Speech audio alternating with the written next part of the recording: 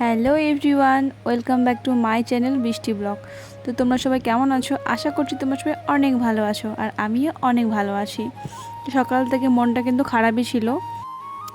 যেদিন বাবার বাড়ি থেকে শ্বশুর বাড়ি যাই সেই দিনটা সত্যি একটু ভালো লাগে না। মনে হয় যে আরও যদি কয়েকদিন থেকে যেতে পারতাম,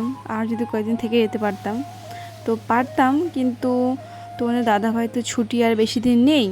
বাড়ি গিয়ে 5 দিন 6 দিন পর বাড়ি চলে যাবে ডিউটিতে। তো তার জন্য ওরও তো বাড়িতে তো থাকার ইচ্ছে করে। তো ওই জন্য আর এবার কিছু জোর করলাম না। আর মাত্র 2 দিনের জন্যই আমরা এসেছিলাম, আর 2 দিন পরে যাচ্ছি। আমার কিন্তু খুব কষ্ট হচ্ছে। আর আমি কিন্তু যাব, তারপরে তোমার দাদাভাই ডিউটি চলে যাবে 5-6 দিন পর। আর তার 10-12 দিন পর আমার শাশুড়ি মা কিন্তু আমাকে আবার এখানে রাখতে আসবে, কারণ এখানে বেশি দিন থাকতে পারিনি।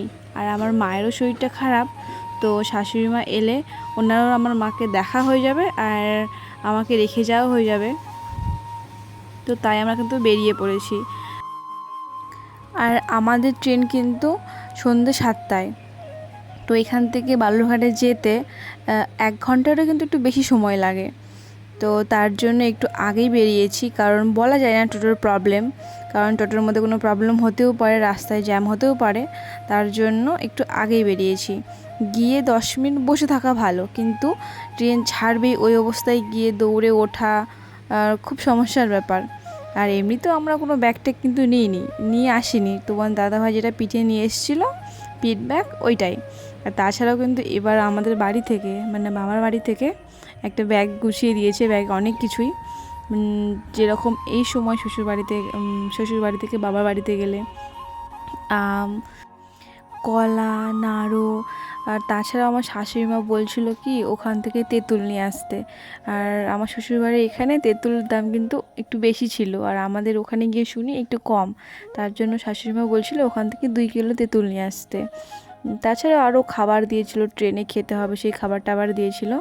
তো আমরা কিন্তু এখানে চলে এসেছি, মানে আমাদের বাড়ি থেকে কিছুটা গিয়ে এখানে দাঁড়িয়েছি, কারণ এখানে দাদা আসার কথা। আর দাদা এখান থেকেই তেঁতুল কিনে তারপর আমাদেরকে দেবে।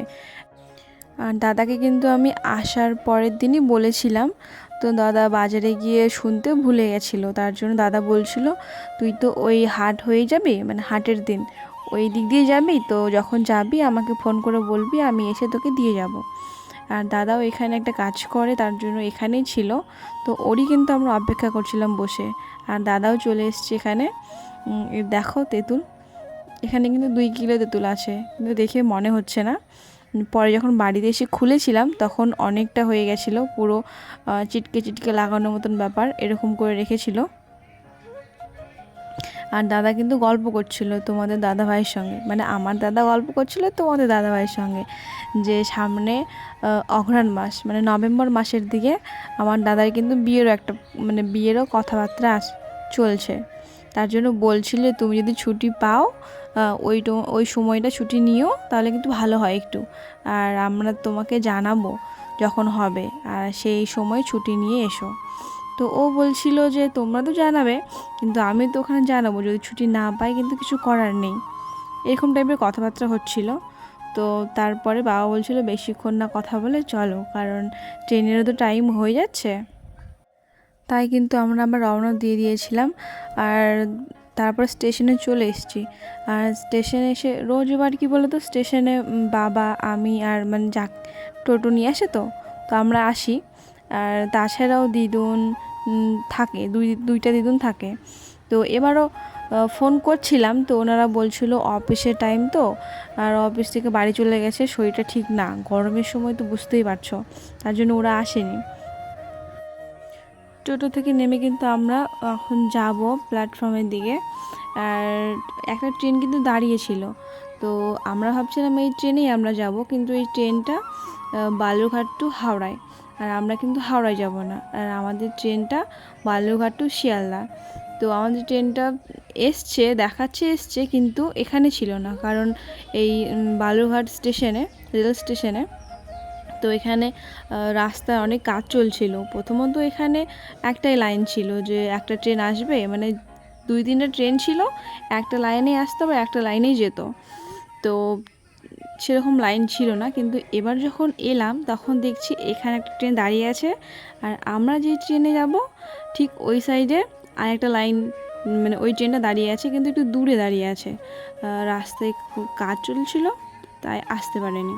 আর তার পাশেও কিন্তু আর একটা লাইন হয়েছে, যেটা হিলি টু দিল্লি যাবে, এটাই শুনেছিলাম।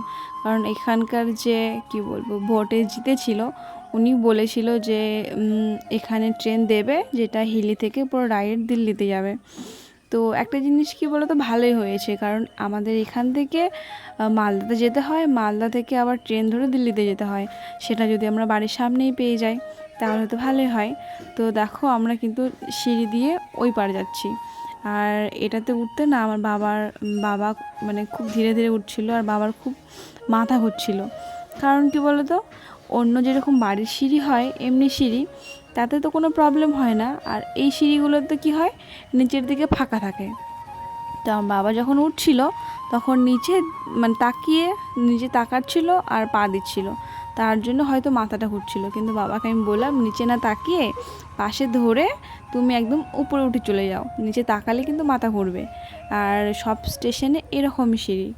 তো বাবা বলছিল হয়তো এখন তো যাচ্ছি, আর 2-3 বছর পর হয়তো আর যেতে পারবো না, কারণ এত মাথা ঘুরছে, তাই বলছে। আর সত্যি এই কথাটা শোনার পর আমার খুবই খারাপ লাগলো। তখন মনে হচ্ছিল যে কেন যে এত দূরে বিয়ে করলাম, যদি না করতাম তাহলে আমার বাবাকে আর এত কষ্ট করে উপরে উঠতেও হতো না, আর নিচে নামতেও হতো না, এরকম কষ্টটা আমার বাবার করতে হতো না। সত্যি খুব খারাপ লেগেছে আমার বাবার এই কথাটা শুনে। তো বাবার যেটা হয়েছে বাবা বলবেই। আর দেখো আমাদের ট্রেন কিন্তু ছেড়ে দিয়েছে, আর আমার বাবা ওইখানে দাঁড়িয়ে আছে, ট্রেন ছাড়ছে সেটা দেখছে। সত্যি, আর বাবা যখন আমাকে ছাড়তে আসে স্টেশনে খুব খুব খারাপ লাগে। আর বাবাকে ওখানে স্টেশনে রেখে যেতে আমারও সত্যি অনেক কষ্ট হয়।